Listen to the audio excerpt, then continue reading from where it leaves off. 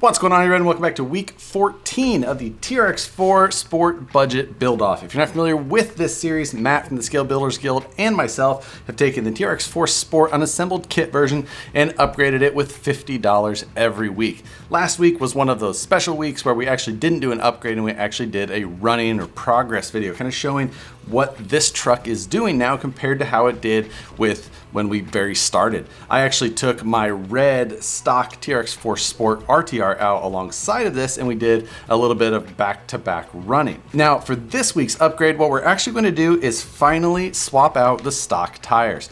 I left the stock tires on there up to this point, not necessarily by design, but it was just one of those things I didn't get around to. And honestly, the stock Traxxas tires do pretty well for a stock tire. You know, they didn't really feel like they were the thing holding me back. But at this point, I wanted to change to something with a little bit different style and see how I felt about it. And for this time, I'm going to be using a tire that I've never used before, and that is the RC four-wheel drive Goodyear MTR. These are the 4.75 inch version. There's two versions. One's 4.19 inches tall, I believe. This one, 4.75, closer to the size of the stock tires, but a little bit taller yet. Now, like I said, I've never actually used these tires. Kind of looking forward to them. I like the design, I like the style, I like the one-to-one version of this tire, so I think it's going to be a good fit for this truck. Up to this point, it was nice that I actually had the stock tires on there because they're obviously the exact same tire that was on that other TRX-4 Sport in the running video, so kind of took out some of the variables. We definitely saw a huge difference in performance from this truck that we have now to that bone stock version, and I think that was attributed to a lot of the things that we did, but we're actually going to go kind of through that towards the end of this video. For the beginning of this video though, I do want to get these new RC four-wheel drive tires installed onto this truck and see how they look. In one of the previous weeks, we actually installed beadlock wheels onto here, so it's going to be a super simple install. We're going to remove the tires and separate these halves of the beadlock wheels. These Vanquish wheels in particular have 5 screws on the back. That's the only thing you actually have to remove to swap out the tires. So we're going to get to that by popping these wheels off and swapping the tires over. At this point, I am going to be using the included stock foams that come with these tires for now. And rather than going through the dismounting and mounting of the new tires, I'm just going to get that done and we're going to jump right into the second half of this video. And installation of those tires was super easy. These are probably one of the easiest tires I've ever mounted up, and I think that has a lot to do with the width of them. They're actually not a very wide tire. They really fit these wheels really, really well. So they kind of just fell together, almost like when you've had a set of tires mounted to a set of beadlocks for a while. You dismount them to like change the foams or something like that, and you remount them. They usually go together really well. These just fell together the very first time. I'm actually pretty excited to run these. I like the look, I like the style, the size, everything, how they fit the truck. I am definitely expecting to have some more rubbing. And if you watched last week's video, you will notice that I had rubbing. You could hear the body the entire time clicking and, you know, kind of ticking away as the lugs went by on the tire. So likely need to do a little bit of body trimming at some point, but at this point it was doing fine. So the one thing that I also haven't done yet is I haven't resprung the rear, so it still sits too high in the rear. I need to get another set of those white springs and get that rear drop back down. I think if I was able to get that laid flat, kind of like the front, this thing would be an even better performer. But right now, it still sits with the ass end just too high. Now, another thing that goes along with new tires and tires in general, beadlock wheels or whatever wheels you're running, is whether or not you're going to vent your tires. Now, there's two schools of thought to that: venting or not venting. That's really the only two. You can kind of half vent, but that's a bad idea because your tire ends up kind of deflating and then not re-inflating. It's just, it's the worst of either side. But I always am one to go with a vented tire. And that's because the foam really can't work properly unless it's got the ability to work without the restriction of air. If you go to what tire manufacturers or foam specifically manufacturers suggest, you'll find that most of them are running a vented setup. That's just to get the most performance out of your tire and foam package. Venting your tires is usually the best way. Conversely, non-vented setup, if you're running in water a lot and you just don't want the hassle of wet foams or having to disassemble your beadlock wheels to either get the water out or change the foams out or dry the foams out, whatever the case may be, then running that sealed setup for convenience and giving up that little bit of performance is a realistic decision.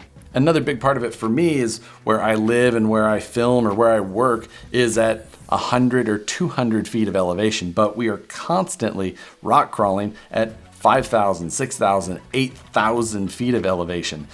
Where I shot the video last week of this truck was at 5,000 feet. So you take this truck with sealed tires from here where I just mounted them and I go up to 5,000 feet. These things are going to be balloons. Now, that is not necessarily the situation for everyone. For some people, it will be. Also, running a sealed tire setup can be temperature dependent. You know, the difference in temperature from morning to afternoon can affect how the tire actually fits on the wheel until things equalize or bleed out or however they're going to. It all makes a little bit of difference. And for that reason, running a vented setup, I feel, gives you better performance overall and is just more consistent no matter where you're at or what the weather is. And there's a bunch of discussion that we could get into about foams and foam tuning and different foam setups, but we'll save that for another time. For now, I am excited that I've got these tires on. I do wish that I would have had them last week, but at the same time, I do like that I was running stock tires on it next to another stock tire truck. So, you know, while we have a lot of changes underneath of the body of this thing, having one variable that was the same was a nice touch. We are really winding down in this series. We're running this series for 16 weeks. This is week 14. We've got one more week of upgrades before the actual last kind of finale or recap video on this. So there's been a lot of work and this thing's come a long ways. And what I wanted to do was take the opportunity to kind of go through the running video where we did this and kind of talk about some of the performance differences between this truck and the stock truck and just kind of discuss why it handled certain things better than others and what things I would still like to improve on this truck compared to where it is now from where I would ultimately like it to be. So I'm going to cue up the video here and we're going to kind of discuss what some of the points are, what it's showing us the differences and what I think attributes to those performance differences. So at the very beginning of this video, I'm actually just kind of running the truck through some rough stuff a little bit faster. I think this was actually more towards the end of what I was filming than at the beginning, as this would kind of lead you to think. Now, a couple of things that I was doing here at the end was just maybe showing a little bit of the durability of this platform. While we have done a number of upgrades to it, this truck is still not that far from stock in a lot of ways. So it does show you the durability of this truck, specifically in this section here where I kind of just launch it off a rock head first into some of these boulders down there. The terrain that I was running in out there has got a lot of this flowy rock with, lips and ledges and things like that. So just kind of throwing it through some of these boulders and, chunky rock is just a good way to actually show durability. It can be really hard on these trucks to just, well, for one, launch it off a ledge like I did, but just throwing it through some of this more, boulders type stuff and hard stops, hard front hits, that's where shock loading a truck like that can definitely be where you see a lot of those durability issues really show themselves. Most of the time when I'm filming these trucks, I'm actually driving with one hand and filming with the other. And in this first section of the video, that's what I'm doing. There, I'm throwing it off of a, ledge again, showing the durability. But then in these sections here, where we're doing kind of a more head-to-head style, I actually had my friend Tony with me and I had him driving one or both trucks. The only time that I was still driving a truck was usually when you see both of them driving at once. Other than that, I kind of just handed the controller back and forth to him to just, kind of take one more piece of that the puzzle out of it and just trying to show him driving. This ledge here, I had driven myself and then we had tried over and over on both trucks to drive it up. The budget build truck here pretty much goes right up it. And I think a large part of this is the battery placement and battery size. I'm running a much smaller battery in the front of this truck now rather than the mid-mounted stock style battery that is in that red TRX-4. In this one, I was actually running a 2200 milliamp 3S. In the TRX-4, the stock one, I was running a 4100 milliamp or 4000 milliamp 3S. So a definite weight disadvantage. Then we had this long run up kind of chute style run, and that one just definitely shows you again that center of gravity. In this section here, this isn't something that's necessarily all that difficult of a climb. It's just something that there isn't a lot of forward weight bias in the stock RTR, and it didn't want to just find itself and pull itself up. I think that another part of that, other than just, you know, forward weight bias and added weight, we don't have a lot on this truck, but we do have some added weight, which does help. But we also have the over and underdrive gears. In situations like that, maybe you could help see the front pull itself up, but for the most part, I think you're gonna see that as mainly weight bias. This section here, we kind of have a little vertical climb, then we almost have a 90-degree right turn, followed by a small climb and a 90-degree left turn. The TRX-4 Sport struggled here at the bottom. The overdrive, underdrive setup, definitely probably a big help. And here, this ledge was kind of a balancing point where we had to set the TRX-4 up there and just kind of fight for traction until it could find its way. We could drop that driver's side tire in that crack and use it to pull ourselves up. The red TRX-4 Sport, it couldn't even get to the balancing point where it could allow itself to get the tire up there. Every time it would get up there, I think the weight distribution in that truck would just send it over backwards. I think simply doing a small lightweight battery up front would have helped even the playing field on a lot of this stuff quite a bit. But this one, even if that red TRX-4 Sport could have done the climbs, but this one, with all of those things that we had done, just made these climbs look much more effortless. It just didn't take as much driver skill to even get into the position for that truck to want to pull the line. And that's going to be a situation a lot of times where, yes, a stock truck probably is capable of doing a lot of these things with the right attack and the right speed and just the right run and everything. But with a, you know, more advanced truck, or a truck that's set up a little bit better, it just will do it without you having to try as hard. A good driver can take out and just really show what a truck can do in a lot of cases where, you know, somebody who isn't as skilled with a better truck may not even do as good. So, you know, it's all a big, you know, so many variables to deal with, but in the end, we're trying to take a look at two trucks with removing as many variables as easily possible. But when you're on the rocks, nothing is just so simple that it's just a clear cut always, this can do it, this can't do it. A lot of what we're showing in this video are climbs like this. The TRX-4 Sport going up this kind of V crack setup here with kind of that right hand ledge, you know, entry to it. The red TRX-4 Sport, I don't think it could just get the traction in the front end here, and I think we ended up just aborting even trying. We sat there for much longer than we're actually showing in this video, trying it over and over, but the budget build did it pretty well. And like I said, we're showing a lot of ascending and descending. Some of these situations, like right there, we are showing, you know, kind of a slight off camber. Again, that's where the TRX-4 Sport doesn't shine as much. Center of gravity is still higher. It does not side hill as well as you know, a truck without portals. You know, if you're going to try and compare it against something like that, portals definitely attribute to that, as well as, you know, especially with the battery up front, it's still a little bit higher. Putting it, you know, on the side down low or running smaller battery packs yet could definitely help that. But we didn't end up showing a lot of side hilling with it just because neither of them was really shining in that situation. This one definitely does better with the added weight and the setup being a little bit better, but also side hilling can be a little bit more difficult to show on video. While it may seem easy to just, you know, show a truck on its side and kind of, you know, either falling over or not falling over, it doesn't always come across, especially in natural terrain like this. You're trying to find just that right situation, and it may be hard to tell the differences between some of them because it may be hard to find just the right spot to show where one will tip and one won't unless it's so drastically different. And while this one is significantly better to drive, you can't necessarily always see those fine differences. Again, at this point, we're seeing a number of climbs that the budget build is just knocking out. With, you know, a lot of these things are just first shot. It just pulls up to it and climbs it super easy. Just a fun truck to drive in that way.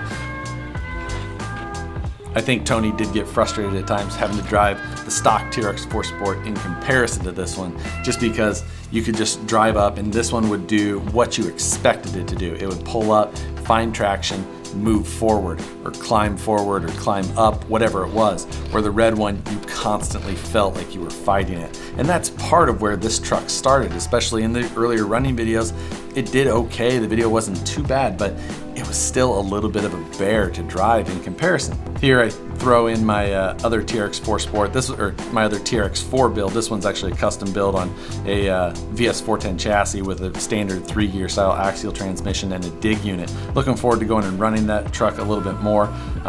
First truck I built, kind of a custom setup with TRX-4 axles, so looking forward to running that one. And then at this point, we're just kind of winding out the video. We're just driving around a little bit. I don't believe I had the red Sport out anymore at this point. We actually ended up breaking that TRX-4 Sport ready to run version a little prematurely, so we only had so much comparison footage, and that's why you didn't see it throughout the whole video. We, like I said, we broke it stock servo, super common. You see people break those servos all the time. It's a ready to run servo, so you can't expect too much out of it. But beyond that, no durability issues at all with that stock one, and this one did great all day. But as we said, this is week 14, almost to the end of this. Next week, again, we've got more upgrades to get handled. Looking forward to wrapping up one last week of upgrades before we hit the finale / recap of this entire build. I already have next week's upgrades planned, already have the parts, the whole deal. But I'm gonna throw out a question for this week, and that is, what should we do with this thing after the series? Once the rules are out the window, it obviously opens up to a ton of different things that we could do to it. We've got a lot of upgrades here, a really good base of a truck that we could go even further with, but unless I have a real clear direction what I want to do, I don't necessarily know what I have planned for this. So that has been the fate of a lot of the budget builds I've built through a series, and then at the end of it I was just kind of done because I had picked upgrades that had a certain point and I kind of had to fit my process through it, that I haven't always felt like I had a good goal for it beyond the actual series. So this time, if you guys have an idea of what you would like to see done with this truck after the series, throw it in the comments below. You guys may also notice that this is the very first video in the beginning of my new studio. My audio is probably echoey. I'm kind of doing some makeshift stuff before I get started, but we're starting to bring some things in. I've got lighting to do. I've got painters coming soon to get the walls changed. We've got shelves to put up, all kinds of actual permanent lighting, permanent acoustics. And this is a completely new location, completely separate from where I used to film. So it's going to be convenient. It should allow me to do higher production stuff, get a permanent set put together where I don't have to always worry about, putting things down and taking them, putting them away or anything like that. It's just, this should be so much nicer to be able to have my equipment permanently set up, just be able to walk in, hit the lights, hit everything, and be ready to film. Got a lot planned, and this week was far from the most ideal situation. Definitely had to do some quick makeshift work to get this thing to be filmable, even to this level that we're at. But I'm definitely looking forward to the future of this space and finally having another permanent studio. I haven't had one since I moved almost 4 years ago. I had one for a short time here in California, but it just didn't work out. It was too hot, too noisy, just in general didn't work. This one, having a new permanent location again, is going to be awesome. I do plan to do kind of a build series on the new studio, so if you're interested in following that, I'm sure I'll post a video on it. It's kind of more vlog style, something fun. I've also got a second Instagram account in case you want to follow, the photos and progress and things like that of it. And I'll link that in the description below, along with the rest of my social media and all that good stuff. But for now, guys, I appreciate you all watching. Make sure you hit the like button if you enjoy these videos. Subscribe if you're not already. Hit the notification bell so you see the videos as soon as they get uploaded. Again, thanks for watching, and we'll see you guys next Wednesday for week 15 of the TRX-4 Sport budget build.